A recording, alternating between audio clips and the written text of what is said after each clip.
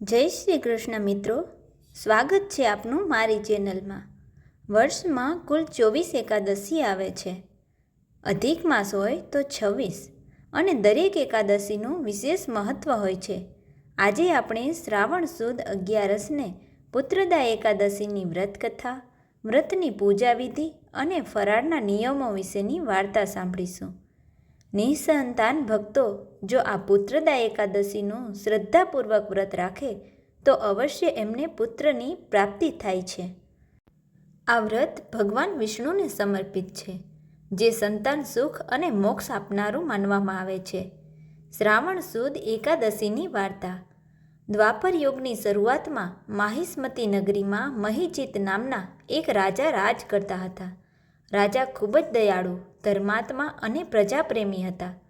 તેમની પ્રજા સુખી હતી, પરંતુ રાજાને કોઈ સંતાન ન હોવાને કારણે તેઓ અંદરથી ખૂબ જ દુઃખી રહેતા હતા। વૃદ્ધાવસ્થા નજીક આવવા છતાં પુત્ર ન થતાં રાજાને પોતાનું રાજ્ય અને જીવન બધું નકામું લાગતું હતું। રાજાની આ ચિંતા જોઈને તેમના મંત્રીઓ અને પ્રજાના લોકો રાજાના કલ્યાણ માટે જંગલમાં જઈને કોઈ સિદ્ધ પુરુષની શોધ કરવા લાગ્યા।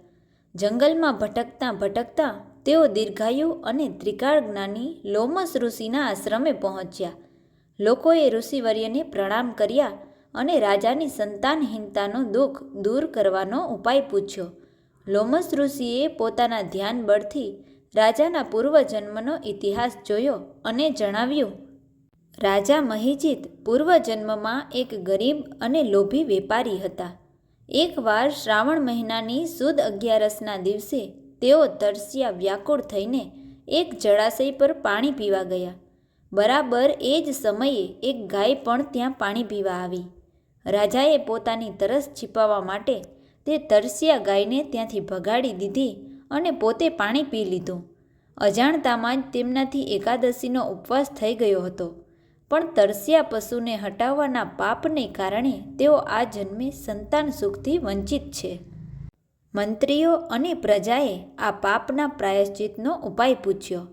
ત્યારે લોમસ ઋષિએ કહ્યું કે જો રાજા અને નગરના લોકો ભેગા મળીને શ્રાવણ સુદ એકાદશી, પુત્રદા એકાદશીનું વ્રત પૂર્ણ શ્રદ્ધાથી રાખે અને તેનું પુણ્ય રાજાને દાન કરે તો ચોક્કસ પુત્રરત્નની પ્રાપ્તિ થશે। ઋષિની આ જ્ઞાનવાણી સાંભળીને સૌ નગરમાં પાછા ફર્યા। શ્રાવણ સુદ 11 આવતાં જ રાજા, રાણી અને સમગ્ર પ્રજાએ વિધિ વિધાનપૂર્વક ઉપવાસ કર્યો અને રાત્રે જાગરણ કરીને ભગવાન વિષ્ણુની ભક્તિ કરી। બીજા દિવસે દ્વાદશીના રોજ વ્રતના પુણ્યનું દાન રાજાને કરવામાં આવ્યું। આ વ્રતના પ્રભાવથી રાણી ગર્ભવતી બન્યા અને સમય આવતાં તેમણે એક સુંદર, તેજસ્વી અને ગુણવાન પુત્રને જન્મ આપ્યો। ત્યારથી આ એકાદશીનું મહત્ત્વ જગતમાં પ્રખ્યાત થયું। હવે આપણે પુત્રદા એકાદશીના વ્રતની પૂજાવિધિ અને ફરાળના નિયમો વિશેની કથા સાંભળીએ।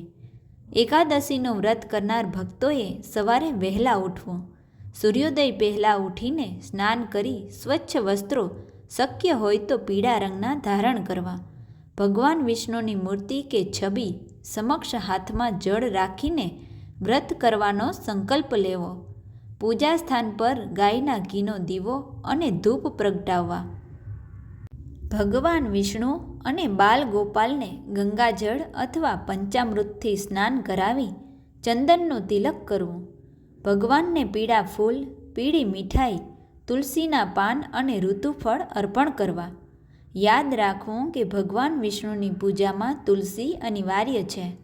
એકાદશીની વ્રતકથા વાંચવી કે સાંભળવી અને ત્યારબાદ ભગવાન વિષ્ણુની આરતી કરવી।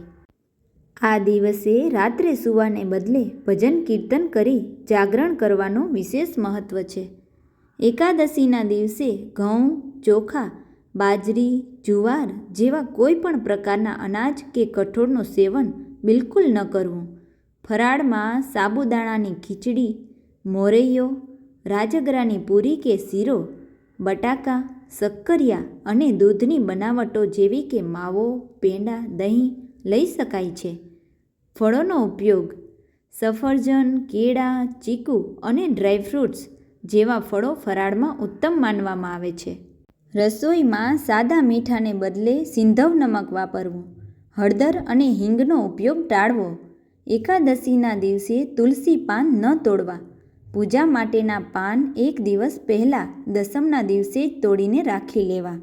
દ્વાદશીના દિવસે સવારે સ્નાન અને પૂજા કર્યા પછી બ્રાહ્મણ કે ગરીબને દાન આપીને જ વ્રતના પારણા કરવા.